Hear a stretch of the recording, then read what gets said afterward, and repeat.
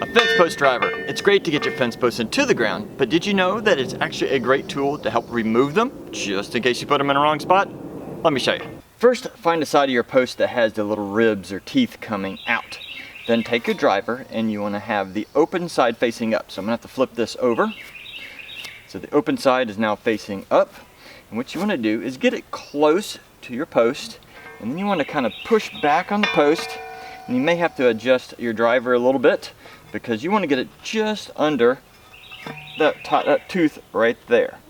What you'll do now is you'll pull back on the post, so, and then push it back forward, and you should be able to get your driver under the next tooth, and then pull back again. Now if you find out that your ground right under your driver here is a little soft, in my case it just rained so my ground's a little soft, you may have to stick a piece of wood there to keep it from going too far down. Otherwise, just keep doing that process to get this post out.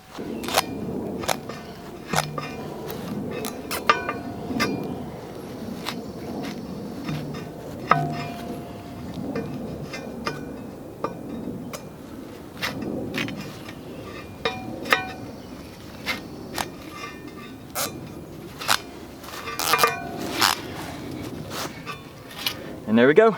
The fence post is now cleared from the ground.